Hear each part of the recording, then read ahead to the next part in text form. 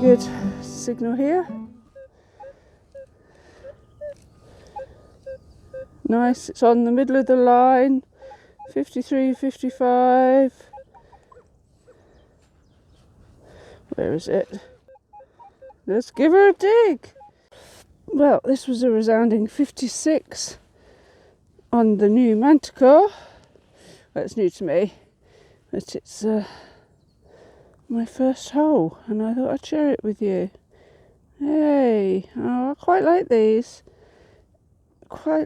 Very gentle, just in case it's got a pin.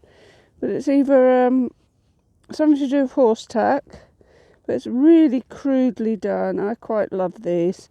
And sometimes you can see where a pin mark's been, where it might have been a brooch.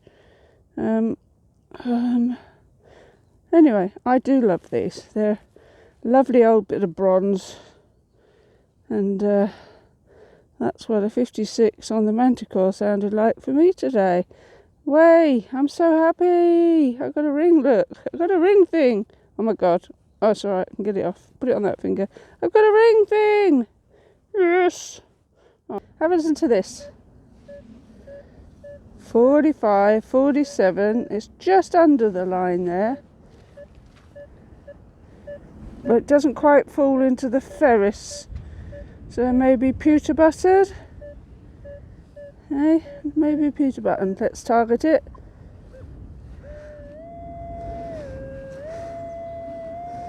It's about there. I'm going in. Ah, I spy my little eye. Something to do with a bit of history. You see it there? You can see what I'm looking at here. Look at that. Beautiful. Beautiful musket ball. Could even be a little pistol shot. It's a really lovely, heavy lead, round thing of beauty. I love these. And I don't find very many on this field. So that could be like 18th century. Could be as early as 17th century. Could be as late as the 19th century. As they got smaller, it was more modern. So it's not one of the very, very early ones. But nevertheless, it is a thing of beauty. Give me about a 20 on the Manticore. Bearing in mind, a little piece of lead is 20 as well. So I actually thought I was going to be digging up another lump of lead. Tiny little bit, but no, definitely a 4-hole button. I think there's some writing around the edge, so I'll do a little bit of research on that later for you.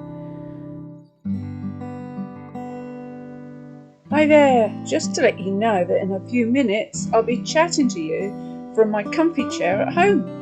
I want to tell you about an interesting artifact that I found during this video, so I'll catch you in a mo. Bye for now.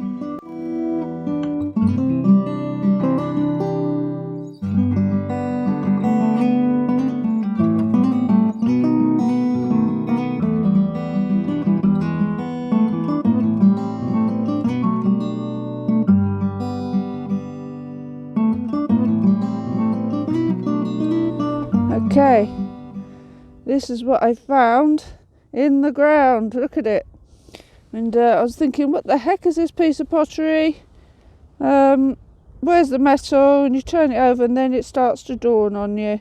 It's part of an insulator thing from some old pylons. There's the core, the metal core running through. And look where I'm detecting by new ones. So that's what's been thrown down from the old ones when they were redoing it all. Ta-da! Mystery solved. What a chunk. Here's my what's it of the week. At first I thought it might be a part of a policeman's whistle, or maybe a bit of a toy cannon, but it's a big hefty thing. I'm thinking that might, yeah, I think that goes all the way through, so I think this did hang off something. Yeah, look, so a whistle of some sort, I think, maybe. Flipping old. I'll give it a little gentle clean up, see if there's anything on there later on, and let you know. But I'm well chuffed with that. Still in the sidewall. Just get my glove back on. Behind there. Let's try and prize her out. It was about a 38.40 on the Manticore. And there's no iron grunt. Oh, there's a bit darker soil there. That's a good sign. It's amongst that lot there somewhere. Holding it. That looks like it. Teeny weeny something. Oh, well, it's going to be a button, but that's a button I've never found before. So, thank you, Manticore.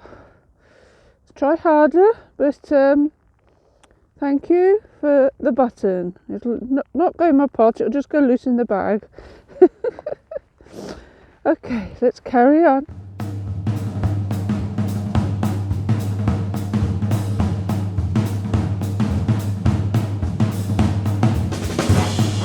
Oh, hooray, hammy drought is over. It looks like Elizabeth. It's got the 2 dots on there. Let's see what it says on the shield. Oh, that is amazing. Thank goodness for that.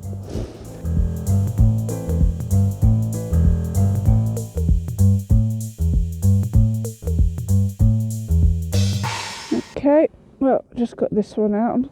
I'm not filming an awful lot because I'm learning the Manticore. So I'll only film if I actually find something. I'm on a group dig today, not on my own permission, and there's been some Roman artefacts found on this dig. Can't see if that's in focus for you, but this looks like a little leaf. It's got a nice colour to it. Look at that. That is beautiful.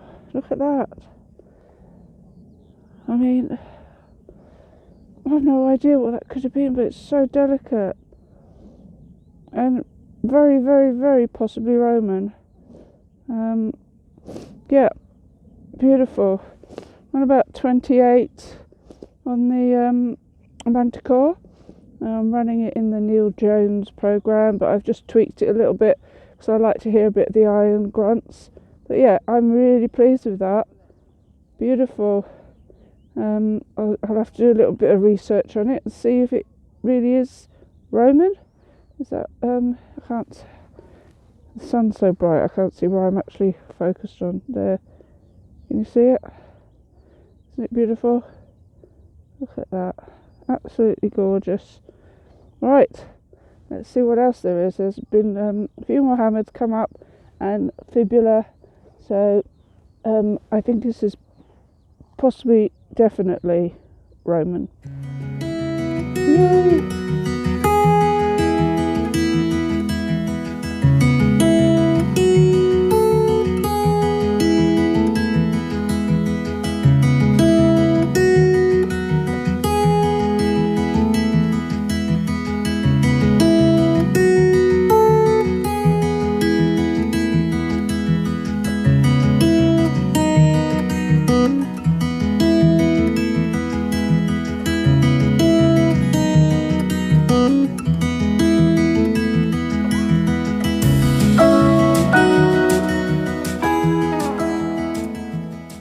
Right, as promised, I'm at home.